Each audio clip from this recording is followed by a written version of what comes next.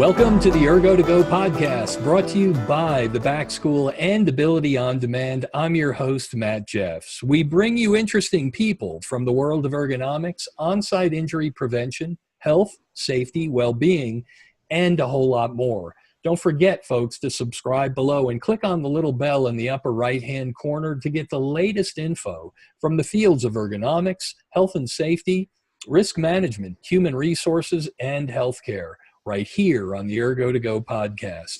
Today's guest on the Ergo2go podcast has been Mark Woodward. He's back with segment 2. He's an esteemed faculty member for us at the Back School, kind of our safety, environmental health and safety specialist on our faculty. Mark, welcome back. Thanks, man. Thanks for having me. It's really good to have you. It was very interesting to learn about your background in trucking and manufacturing and distribution, and just what an immersion in material handling and the work you did there and the working body. I can see how you were so attractive to the Back School faculty to bring you in and your perspective. It's kind of unique, isn't it? Absolutely, yeah. I've been very fortunate to work for those two companies, and that experience led me to my current position at MEM. So I've been very fortunate, Matt.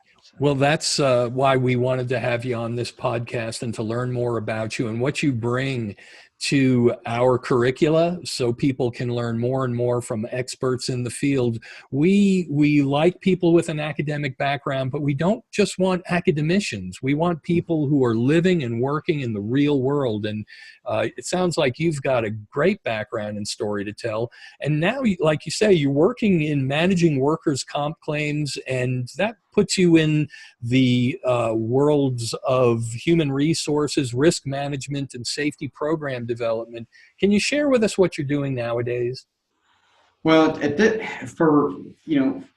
point, I do a lot of training. And when I was recruited by MEM, the title is Senior Risk Safety and Risk Trainer. So my primary role is to work with our customers, what we call our policyholders, provide training to them. And that could be training on all kinds of things. It could be ergonomics, it could be safe driving, it could be construction safety, safety management and responsibilities, supervisor responsibilities. So I do a lot of safety training with our customers. And we have around 17,000 customers throughout the state of Missouri. So I could be doing training with a nursing home one day and be out with a construction crew the next, and a fire department the day after. So it gives me a lot of variety. And yeah. I also work with a lot of conferences and associations throughout the state of Missouri. So we have we work with a lot of industry associations that are like-minded, that are trying to promote safety to their association members as well. So I do a lot of presentations at conferences and help out at trade show booths.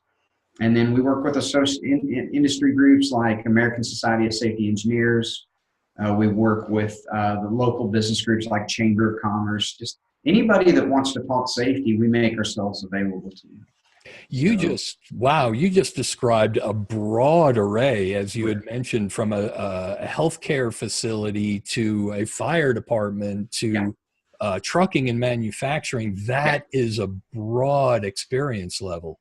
Yeah, you study a lot. You really do. You have to really look at what these industries are doing, what drives them, what their demands are. And then you have to look at the regulatory environment. What does DOT want? What does NFPA want? OSHA, that kind of thing. And then you have to just jam it all together into what are the best practices for really keeping worker injuries down. I suppose you have compliance, and then you have this good old fashioned. So. I suppose you have to distill down a certain amount of, I'm going to use the term generalizations, but that doesn't sound correct. It's really an overarching elements that affect all industries, don't you? Absolutely, yeah. Really, when you look at, I don't care what business it is, I don't care what industry it is, there's really two things we're concerned about, and that's the before and after. Before the incident, what are you doing before the incident to prevent it?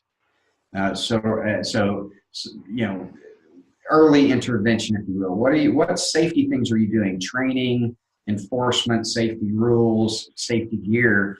And then we look at what happens after the incident, and that is any kind of, what kind of injury treatment are we doing? What is our injury management plan? Mm-hmm. So that's kind of how maybe it's oversimplifying things, but any organization, any industry, I'll split it right in half. What are you doing before the incident to prevent the incident? And then if an incident does slip through, what is your injury management plan so we can get your employee healed up and back in action as soon as possible with quality treatment. So, Mark, that's it's not an oversimplification, and actually, I've got to jump in and share an appreciation.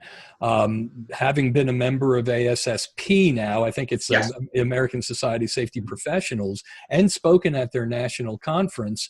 One of the things that I always share with them is, if we had safety professionals running our healthcare system, we wouldn't have a healthcare crisis, because they're the ones where I learned the vernacular of leading indicators versus lagging indicators. Right. Safety is all about leading indicators. Let's keep looking upstream and finding out what caused this and nip it in the bud. Absolutely. Yeah, I do a lot of research into what are everybody's claims. That's the thing about MEM. We have a lot of data. What are everybody's claims? What is everybody's injuries? What is the average cost? What's it going to cost you when something happens? And then I do a lot of research into the individual policyholders themselves. What loss experience do they have? What problems do they have? And then I try to cater to that. So and we kind of chuckle that it's kind of like Groundhog Day. Every day at MEM, we get two types of injuries. That's a slip, trip, fall, and a strain sprain. Yes. And we're constantly dealing with ergonomics, trying to teach, better ways of doing jobs, proper job methods, body mechanics, that kind of thing. So, because it's all orthopedics, here. So. It's fascinating and so validating to hear you say that, because, the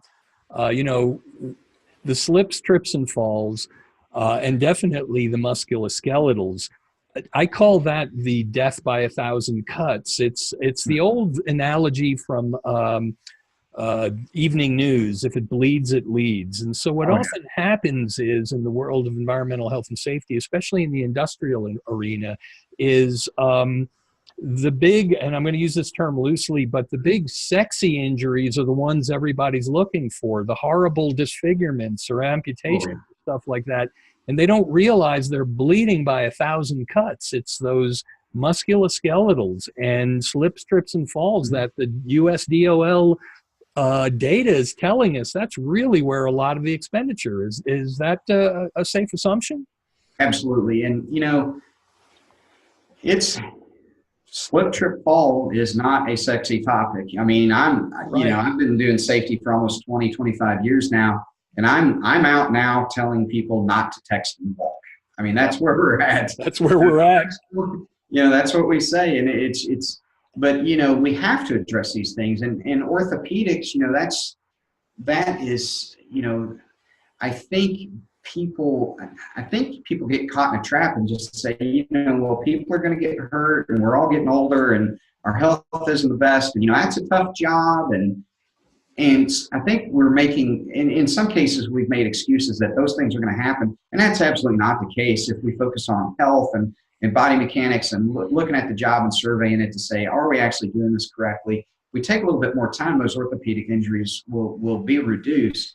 So, I get it. That's what we try to do, is just try to help people kind of see the light, as there are things that you can do to reduce these exposures. Right. Because they happen all the time. Our average lost workday claim right now within our company is running around $54,000. Yeah. And that's the average entry-level lost workday claim. So that's a lot of money. That really is. And with an aging workforce, as we know, that will be a good topic for our next segment, because we want to look into the future on the next one, pick your brain a little bit more, and get your perspective on this. So, Mark, this is good stuff. I'm so glad to have this opportunity. I'm glad you agreed to my overtures to come on the Ergo2go podcast and talk. Can you hang around for one more segment?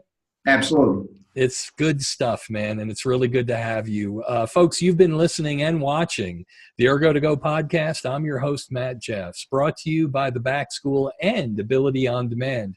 We bring you interesting people like Mark Woodward from the world of ergonomics, on-site prevention, health, safety, well-being, and a whole lot more. Don't forget to subscribe below and click on the little bell in the upper right-hand corner to get the latest info from the overlapping fields of ergonomics, health and safety, risk management, human resources, healthcare, right here on the Ergo2go podcast. Until next time, everybody, let's be safe, let's be smart, let's be helpful, and let's get to work. See you next time.